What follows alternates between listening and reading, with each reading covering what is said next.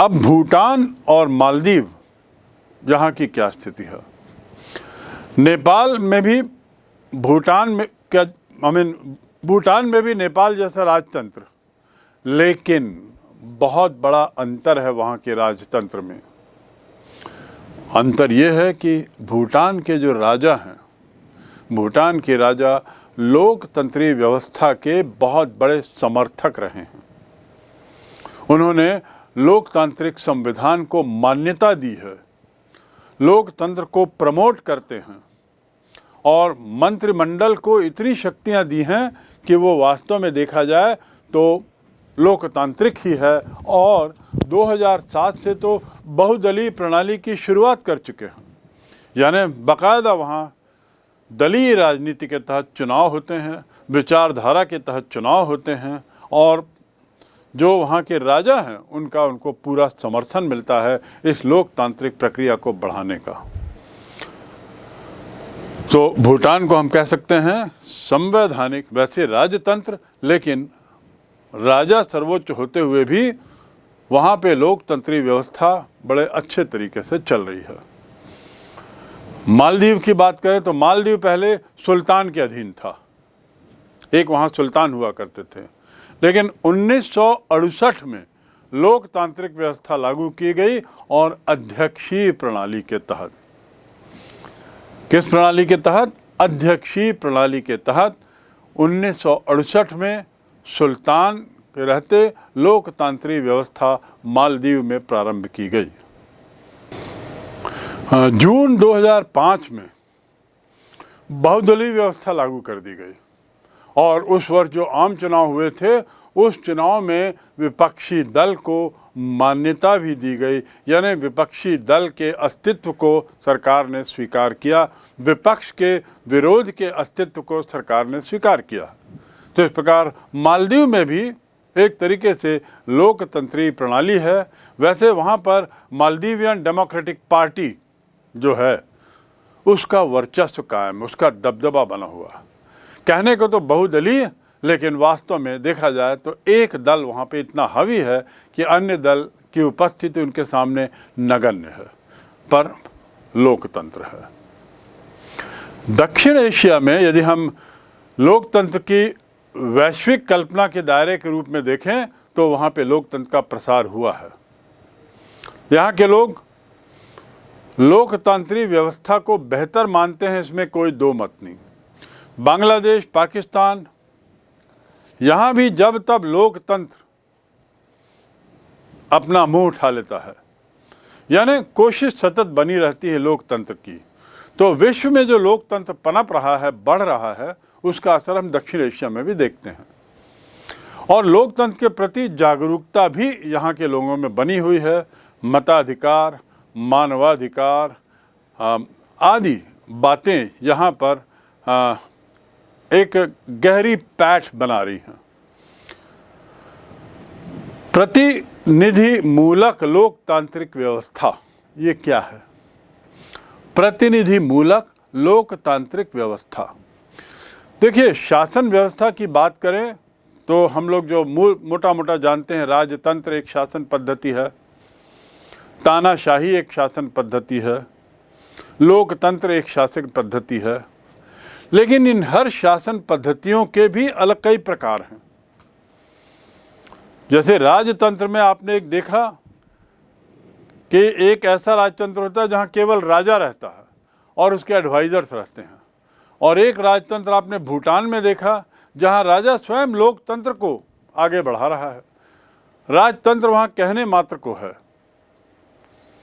और एक राजतंत्र आपने देखा था इंग्लैंड में, जहां पर क्वीन इंग्लैंड की मुखिया हैं। तो जैसे राजतंत्र के भी कई प्रकार हैं, जैसे एक ही रंग के कई प्रकार होते हैं, कई शेड होते हैं, चाहे हम काला रंग ले लें, चाहे लाल रंग ले लें, चाहे सफ़ेद, पीला, कोई सा भी रंग ले, हर रंग के अपने शेड होते हैं। ऐसे ही हर शासन व्यवस्था के अपने अपने शेड हैं। लोकतंत्र के भी ऐसे शेड्स हैं। अध्यक्षीय प्रणाली का लोकतंत्र जैसे अमेरिका में है, जहां राष्ट्रपति मुखिया है, और संसदीय प्रणाली का लोकतंत्र जहां प्रधानमंत्री मुखिया होता है, उदाहरण भारत। इंग्लैंड में भी लोकतंत्र है, लेकिन वहाँ राजा सर्वोच्च है, वैसे नाम मात्र को। तो एक तरीका होता है, एक शेड है लोकतंत्र का, प्रतिनिधि मूलक लोकतंत्र प्रणाली, यानी लोकतंत्र का संचालन जनता अपने प्रतिनिधियों के माध्यम से करती है। किनके माध्यम से? प्रतिनिधियों के माध्यम से। हमारे प्रतिनिधि कौन है भारत में? सांसद, एमपी, मेंबर ऑफ पार्लियामेंट, या हमारे प्रतिनिधि राज्यों में जो कहलाते हैं MLA, member of legislative assembly. तो ये जो बहुप्रतिनिधि मूलक लोकतांत्रिक व्यवस्था को इस क्षेत्र में ज़्यादातर लोगों ने स्वीकारा है, जिसमें हर धर्म, हर जाति, हर वर्ग के लोग उनको भागीदारी मिले, ऐसी कोशिश रहती है। रिजर्वेशन भी रहता है, आरक्षण का भी प्रावधान है, ताकि वंचित वर्ग के लोगों को भी संसद में प्रतिनिधि के रूप में उचित स्थान मिल पाए। दक्षिण एशिया में हम देखें तो निष्कर्ष ये निकाल सकते हैं कि लोकतंत्र का रिकॉर्ड मिला जुला है। हम ये नहीं कह सकते कि लोकतंत्र से यहाँ नफरत है, हम ये नहीं कह सकते कि पूरे क्षेत्र में स्थायी लोकतंत्र है, लेकिन यदि हम कहें तो फिर भी ये कहना गलत नहीं होगा कि लोकतंत्र का रिकॉर्ड जो है संतोषजनक रहा है, मिला जुला रहा है। इसके बावजूद इस क्षेत्र की जो जनता है वो लोकतंत्र के प्रति सजग है, लोकतंत्र में सहभागी रही है और लोकतंत्र को पनपते हुए देखना चाहती है। यदि ये निष्कर्ष है तो इस निष्कर्ष के पक्ष में क्या बिंदु हैं? हम किस आधार पर कहते हैं कि यहाँ का रिकॉर्ड जो है वो लोकतंत्र के पक्ष में है? पहला कि हम जो 5 देशों की बात करें तो 5 देशों में लोकतंत्र है या व्यापक समर्थन है। भारत, श्रीलंका, फिर उसके बाद बांग्लादेश और नेपाल में, बांग्लादेश और पाकिस्तान में जब तब लोकतंत्र आता है, भूटान, मालदीव। तो 5 देश मूल रूप से हम देखें, 5 बड़े देशों में ये साफ है कि ये सभी देश लोकतंत्र को व्यापक समर्थन देते हैं और सभी वर्ग के लोग, सभी धर्म के लोग, यहाँ के जो नागरिक हैं वो लोकतंत्र को बेहतर मानते हैं। ये क्या बता रहा हूँ मैं? इस क्षेत्र में लोकतंत्र का रिकॉर्ड अच्छा रहा है, मिला जुला रहा है, इसके पक्ष में एक बातें बता रहा हूँ। पहली बात तो ये हुई, पहला तर्क। दूसरा तर्क कि 5 देशों की शासन प्रणाली अन्य प्रणालियों की तुलना में लोकतंत्र को यहाँ बेहतर मानते हैं और प्रतिनिधि मूलक लोकतंत्र है, यानी रिप्रेजेंटेटिव्स के माध्यम से लोकतंत्र चलाने की व्यवस्था को प्राथमिकता दी गई है। प्रतिनिधि मूलक लोकतंत्र का समर्थन करते हैं। इन देशों के नागरिकों का कहना है कि हमारे देश में लोकतंत्र ही सर्वश्रेष्ठ शासन प्रणाली हो सकती है। ये जनता की अपनी राय है। ये जनता की राय लोकतंत्र के पक्ष में होना स्वयं इस बात का सबूत है कि लोकतंत्र के प्रति यहाँ झुकाव ज़्यादा है। तीसरी बात लोकतंत्र के पक्ष में कि 5 बड़े देशों के नागरिक, उन लोगों से जब साक्षात्कार लिया गया तो कुछ बातें सामने आई। पहली बात कि 70% भारत में और 71% श्रीलंका में लोकतंत्र को बेहतर मानते हैं। 70% जनता भारत में और 71% जनता श्रीलंका में लोकतंत्र को बेहतर मानती है। सवाल यह आता है कि बचे हुए 30% लोग क्या चाहते हैं? हो सकता है इसमें से कुछ संख्या तानाशाही के पक्ष में हो, लेकिन उसके कारण है क्योंकि उनकी सोच है कि लोकतंत्र में जो बुराइयां हैं, जो लोकतंत्र की नींव के लिए खतरा है, तानाशाही में वो समाप्त हो सकती है। उदाहरण के लिए करप्शन, घूसखोरी। उदाहरण के लिए लोकतंत्र में बहुत धीमे धीमे निर्णय लेना। लोकतंत्र की एक बहुत बड़ी बुराई है कि निर्णय जो होते हैं बड़े धीरे होते हैं, क्योंकि सबको लेके चलना होता है। सबका साथ, सबका विकास, सबको लेके चलना होता है। तो जब सबको लेके चलना है तो सुनिश्चित करना है कि किसी निर्णय पे पहुंचने के पहले सबकी सहमति मिल जाए, कम से कम अधिकतम की सहमति तो मिल जाए, उसमें जो निर्णय की प्रक्रिया है वो धीरे हो जाती। तानाशाही में वो नहीं होता। तो इसलिए कुछ लोगों का शायद तानाशाही के पक्ष में इसलिए विचार होगा, लेकिन 70% 71% लोग लोकतंत्र के पक्ष में हैं। अगला तर्क लोकतंत्र के फेवर में लोग क्या देते हैं, कितने लोग देते हैं। बांग्लादेश में तो मात्र 6% लोग और पाकिस्तान में 14% लोग कभी कभी तानाशाही को बेहतर मानते हैं।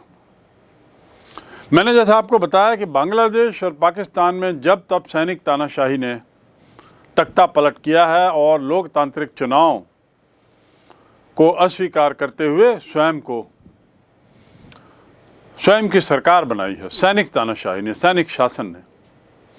लेकिन इनकी संख्या नगण्य है जो इसके पक्ष में है, मात्र 6%। इतने उठापटक के बाद भी, लोकतंत्र को इतनी चोट पहुंचने के बाद भी मात्र 6% लोग तानाशाही के पक्ष में। पाकिस्तान में मात्र 14%, जहां सैनिक सत्ता ने जब तब बड़े बड़े लंबे काल के लिए शासन किया, उसके बावजूद मात्र 14% सैनिक तानाशाही चाहते हैं। नेपाल की यदि बात करें तो नेपाल में क्या स्थिति है। नेपाल में क्योंकि अभी तक राजतंत्र था और एक तरीके से कहा जाए तो सफल राजतंत्र था, एक अच्छा सुशासन था, वहाँ लोकतंत्र आया और लोकतंत्र आने के बाद आंतरिक अस्थिरता के कारण जनता की राय मिश्रित है। नेपाल में 28% लोग कहते हैं कि कोई फर्क नहीं पड़ता कौन आए कौन जाए, चाहे लोकतंत्र हो या तानाशाही हो। 28% लोगों का कहना है कोई फर्क नहीं पड़ता। और श्रीलंका में 18% लोगों का कहना है कि इससे कोई फर्क नहीं। जिन दो देशों में सबसे कम लोग कभी कभी तानाशाही की स्थिति को बेहतर मानते हैं वे हैं बांग्लादेश और भारत। बांग्लादेश और भारत ये दो देश हैं जहां तानाशाही की स्थिति को बेहतर मानते हैं, लेकिन उनकी संख्या जहां न्यूनतम है।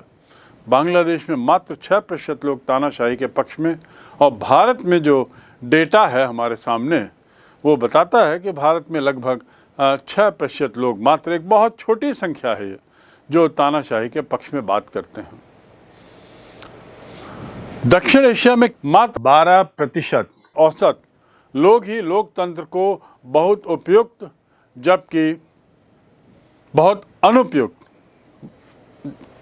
माने ना माने, लेकिन 12% लोग ऐसे हैं जो लोकतंत्र को बहुत उपयुक्त मानते हैं, लेकिन 88% लोग उसे उपयुक्त मानते हैं। अगला बिंदु, श्रीलंका और भारत दोनों देशों में समान रूप से लोकतंत्र को उपयुक्त माना गया है। श्रीलंका और भारत दोनों देशों में समान रूप से, यानी 92% लोग लोकतंत्र को उपयुक्त मानते हैं। मैं उपयुक्त बनाम बहुत उपयुक्त की बात कर रहा हूं। तो यदि हम भारत और श्रीलंका की बात करें तो उपयुक्त मानने वालों का प्रतिशत 92% है। निष्कर्ष क्या कि लोकतंत्र को तानाशाही के ऊपर बहुत ज़्यादा वरीयता दी जा रही है दक्षिण एशियाई क्षेत्र में, जो एक बहुत अच्छा साइन है।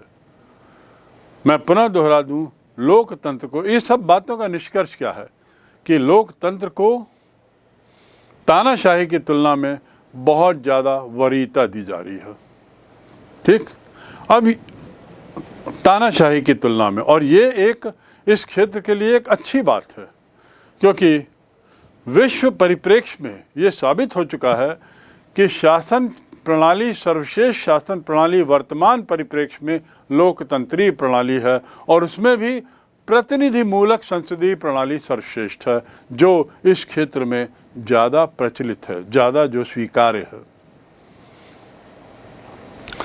अब अपने देश के लिए लोकतंत्र की उपयुक्तता पर बहुत कम लोगों को संदेह है, अपने स्वयं की। यदि उनसे पूछा जाए या पूछा गया है कि आपके देश के लिए लोकतंत्र कितना उपयुक्त है, तो जहां दक्षिण एशिया में 88% लोगों ने कहा उपयुक्त है, 12% लोगों ने कहा बहुत उपयुक्त है, वहीं भारत में 92% लोगों ने कहा उपयुक्त है। बहुत उपयुक्त कहने वालों की संख्या मात्र 8%। ये लेकिन सोचने की बात है कि भारत में बहुत उपयुक्त कहने वालों की संख्या कम क्यों है? क्योंकि लोकतंत्र की कुछ बुराइयों से जो हम लोग गुजर रहे हैं, जिसमें भ्रष्टाचार, निर्णय की कम गति, कार्यपालन का बहुत धीमा होना, किसी चीज़ को एग्जीक्यूट करने में धीमा होना, ये परेशानियों को जो लोग भुगत रहे हैं या भुगतते हैं, उनका कहना है कि ये उपयुक्त है, बहुत उपयुक्त तो नहीं है। बांग्लादेश में उपयुक्त कहने वालों का प्रतिशत 93 है। नेपाल में उपयुक्त कहने वालों का प्रतिशत 79 है, 89। और पाकिस्तान में तो बहुत उपयुक्त कहने वालों, लोकतंत्र बहुत उपयुक्त कहने वालों का प्रतिशत सर्वाधिक है। ये एक पैराडॉक्स है, विरोधाभास है। पाकिस्तान जिसने अधिकतर समय सैनिक शासन देखा है, पाकिस्तान जिसने जन्म से लेकर आज तक अधिकतर काल में सैनिक सत्ता देखी है, सैनिक तानाशाही देखी है, वहाँ के लोगों की राय जब ये सवाल पूछा गया कि आपके देश के लिए लोकतंत्र कितना उपयुक्त है, तो अधिकतम लोगों का कहना था बहुत उपयुक्त। अधिकतम का अर्थ ये नहीं कि वहाँ की जनसंख्या का ज़्यादा हिस्सा, अधिकतम का अर्थ ये है कि वहाँ की जनसंख्या का ज़्यादा प्रतिशत अन्य देशों की जनसंख्या के प्रतिशत से। वहाँ 16% लोगों का कहना था बहुत उपयुक्त था, जबकि अन्य देश में बहुत उपयुक्त कहने वालों की संख्या मात्र 10-12-13। यहाँ पे 16% लोगों का कहना, यानी वे लोग चाहते हैं कि डेमोक्रेसी आए, लोकतंत्र आए। ये जो दोनों जो बताया गया है, इसमें 5 बड़े देशों के 19,000 से अधिक लोगों का इंटरव्यू लिया गया था, 19,000 से अधिक लोगों का साक्षात्कार लिया गया था, और उस साक्षात्कार के आधार पे ये निष्कर्ष निकला है। तो हम कह सकते हैं कि ये निष्कर्ष की औचित्यता पर प्रश्न न उठाया जाए।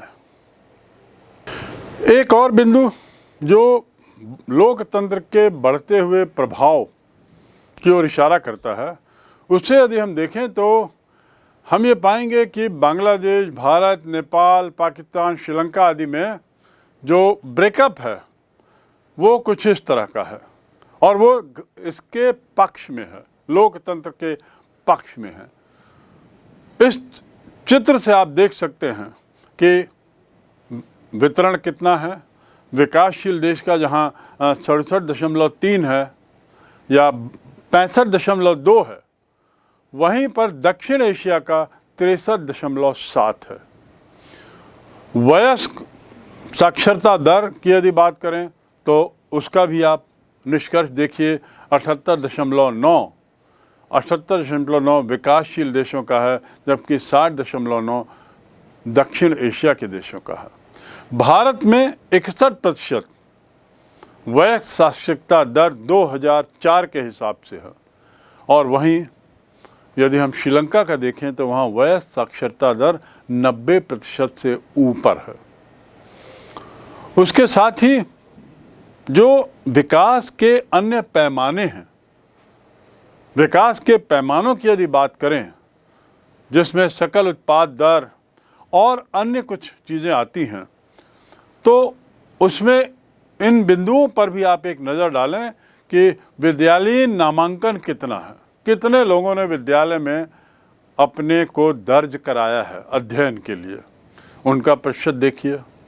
उसके बाद प्रति व्यक्ति सकल घरेलू उत्पाद कितना है, बाल मृत्यु कितनी है, चाइल्ड डेथ, क्योंकि ज़्यादा बच्चों की मृत्यु अर्थात स्वास्थ्य सुविधाओं में बहुत कमी, और ये प्रति 1000 में गिना जाता है। तो बाल मृत्यु दर कितनी है, टीबी का क्या फैलाव है। जितना गरीब देश होता है वहाँ टीबी आदि की बीमारियाँ बहुत लोगों को जकड़ी रहती हैं, तो टीबी का फैलाव कितना है। उसके बाद अल्प भोजन में से होने वाली जनता का अनुपात कितना है। $1 प्रतिदिन से कम कमाने वाली जनता कितनी है। देखिए, $1 प्रतिदिन में से कम में जीने वाली जनसंख्या को यदि देखें तो उसमें आप देखेंगे कि भारत में इनकी संख्या 34.7% है। पाकिस्तान में $1 से कम आय 17% की, और वहीं श्रीलंका में 5.6%। उसके बाद जो अंतिम बिंदु है उसमें सुविधाओं के बारे में आंकड़ा दिया गया है। ये सुविधाओं पर आप नज़र डालें। फिर अंतिम कॉलम विकास सूची बताता है। विकास सूची में भारत का स्थान कहाँ है दुनिया में 2006 की गणना के अनुसार। याद रखेंगे, ये गणना 2006 के अनुसार है। डेवलपमेंट इंडेक्स, इसे अंग्रेजी में कहते हैं डेवलपमेंट इंडेक्स। दुनिया में जितने देश हैं उसमें विकास की श्रेणी में बांग्लादेश का स्थान 137वां है, भारत का स्थान 126वां है, नेपाल का स्थान 138वां है, पाकिस्तान का स्थान 134वां है, और वहीं श्रीलंका का स्थान 93वां है। विकासशील इंडेक्स या विकास इंडेक्स में, डेवलपमेंट इंडेक्स में भारत बहुत पीछे है श्रीलंका की तुलना में, और ऐसी कुछ चीज़ों में और पीछे है। लेकिन कुल मिलाकर यहाँ की जनसंख्या को देखते हुए, यहाँ के भौगोलिक संसाधनों को देखते हुए, यहाँ की खुद की विकास दर को देखते हुए भारत एक शक्तिशाली राष्ट्र के रूप में उभर रहा है। तो ये जो आंकड़े हैं ये अलग, और आंकड़ों का काफ़ी कुछ संबंध जनसंख्या से होता है। भारत की जनसंख्या आज की स्थिति में जहाँ 133 करोड़ है, वहाँ 133 करोड़ में निश्चित रूप से अन्य छोटे देशों की तुलना में विकास का प्रतिशत कम दिखाई देगा। प्रति व्यक्ति आय का जो प्रतिशत है या प्रति व्यक्ति आय की जो रकम है वो बहुत कम दिखाई देगी। प्रयास है कि इसे और ऊपर उठाया जाए, लेकिन कहने का तात्पर्य यह है कि भारत को एक शक्ति इसलिए कहा जाता है क्योंकि समग्र रूप से कुल मिलाकर वह औसतन अन्य देशों की तुलना में बहुत आगे है। औसतन ये मानव विकास रिपोर्ट 2006 के आधार पर सारी जानकारियां हैं। इसके बाद की भी रिपोर्ट जो आती हैं उसमें वो अपडेट भी उपलब्ध होने पर हम आपको दे देंगे। समकालीन दक्षिण एशिया के संबंध में, उसके संदर्भ में अभी तक हमने उसकी भौगोलिक स्थिति जानी, उसकी आर्थिक स्थिति जानी, देशों के बारे में, अलग अलग देशों के बारे में उनके तथ्य जाने, एक दूसरे का तुलनात्मक अध्ययन भी किया, चाहे वे लोकतंत्र के क्षेत्र में हो, चाहे विकास के क्षेत्र में हो, चाहे वो शासन प्रणाली के बारे में हो, और ये भी जाना कि विश्व के परिप्रेक्ष्य में दक्षिण एशिया महत्वपूर्ण क्यों हो चला है विश्व राजनीति में। अंतिम बिंदु जो हमने समझने की कोशिश की कि इस क्षेत्र में अधिकतर संघर्ष, हिंसा, अशांति आदि हुई, उसका बोलबाला ज़्यादा रहा, उसकी प्रचुरता ज़्यादा रही, और इसका परिणाम उसके विकास पर पड़ा। लेकिन इस सब के बावजूद लोकतंत्र की मांग, लोकतंत्र की दरकार यहाँ सबसे ज़्यादा है शासन व्यवस्था को लेकर। इतना जानने के बाद अब हम कह सकते हैं कि हमने दक्षिण एशिया को एक मोटा मोटा सरसरी तौर से समझ लिया है।